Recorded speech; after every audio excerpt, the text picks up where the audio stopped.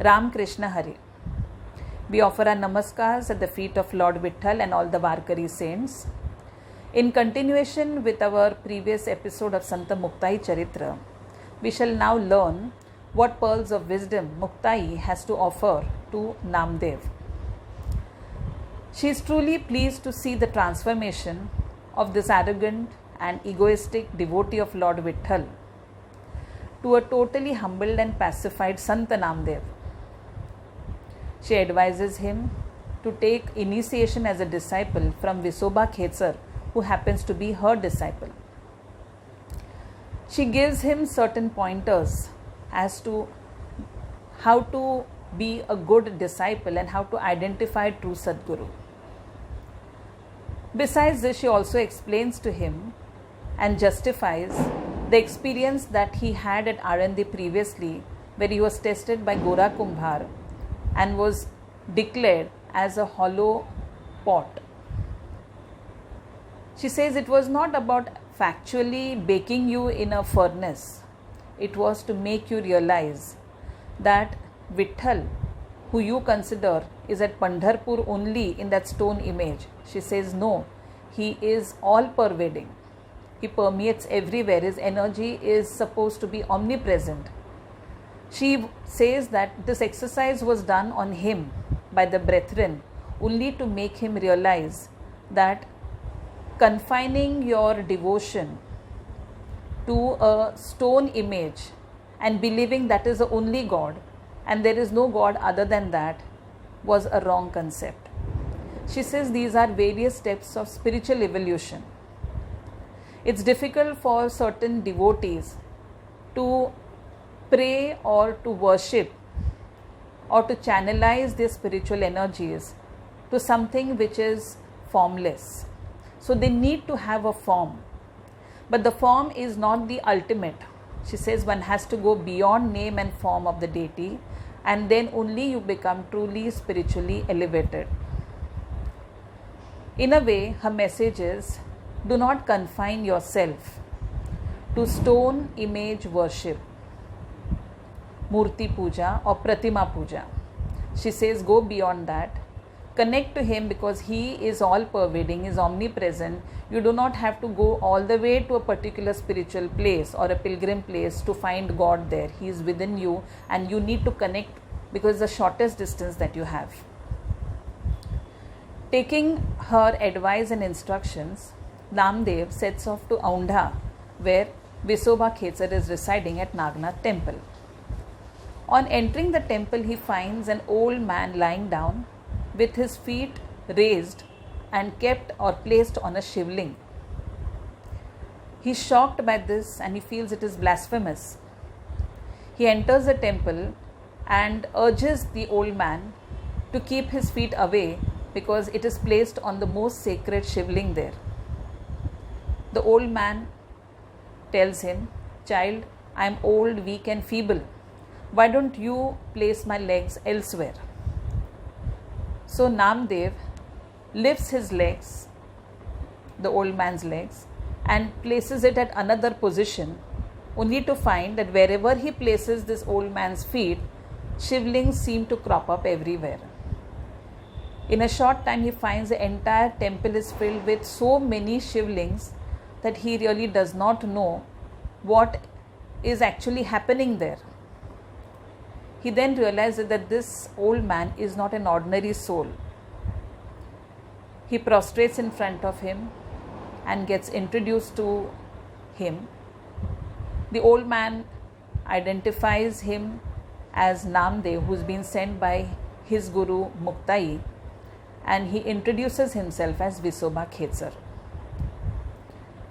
Visoba Khetsar gives spiritual instruction and initiation to Santa Namdev.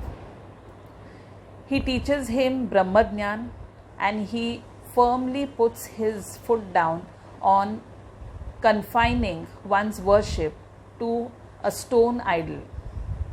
He gives certain reasons for it. He says, he justifies why stone worship or image or idol worship is not the ultimate, because he says it is you who are giving that stone that particular face and form. And if that stone idol develops a crack or a defect, you go and you immerse it in water. Would anyone do that to his own family member if they have lost a hand or a leg? Would we go and immerse them? He says no, but you do it to a stone idol. So he says, how can you call this stone idol as God?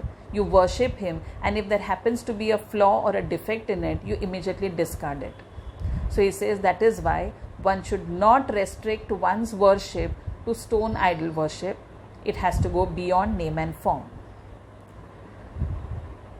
With this instruction, staying with Visoba Khetsar, Sant Namdev learns a lot. He gains wisdom. He becomes totally humble, and he is in a blissful state. Visoba Khetsar now tells him, you can go back to Pandharpur because there are certain other things which are waiting to be done. There is a divine strategy in which you also are supposed to be involved. Taking his leave, Namdev sets off from Pandharpur. On the way, he stops at a place which is called Bhagwan Barshi. They say this is a place where Ambarish had his Dwadashi fast in the story that we all know about. So he stops there and he also plans to have his Dwadashi fast there.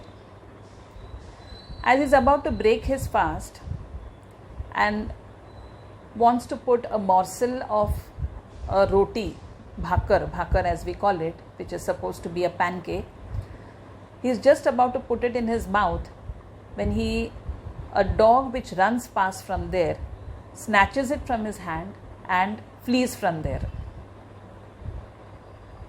Namdev is taken aback for a minute, and then the remaining bhakri which is there in his plate, he picks that up and runs behind that dog.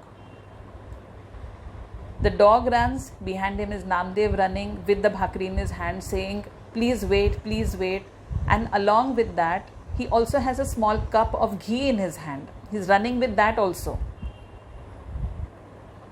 As he runs, people are watching around, and at one particular point he says, wait, Deva, he's calling out to the dog as God, Deva, wait, don't eat that roti dry, have it with a little bit of ghee.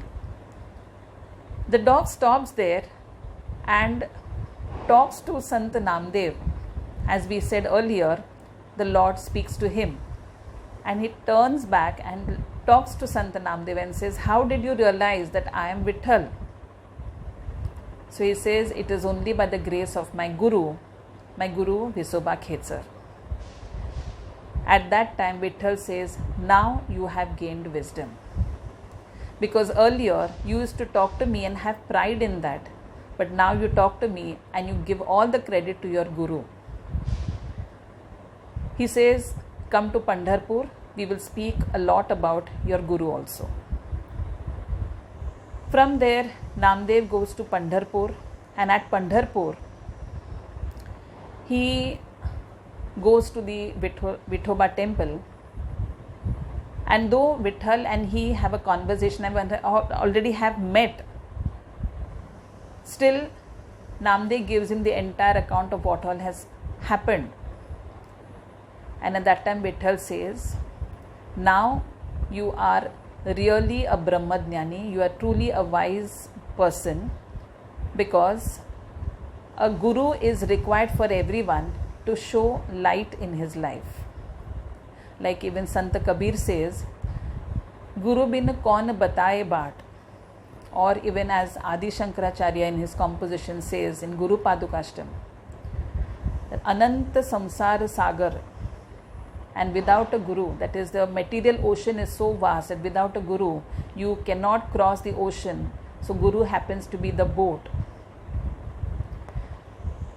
Vitthal is now pleased that Namdev is on the right path with Guru Diksha, and as we all know that even incarnations like Rama and Krishna had gurus in their material life, because without a guru you cannot cross the material ocean. So he happens to be the light for us.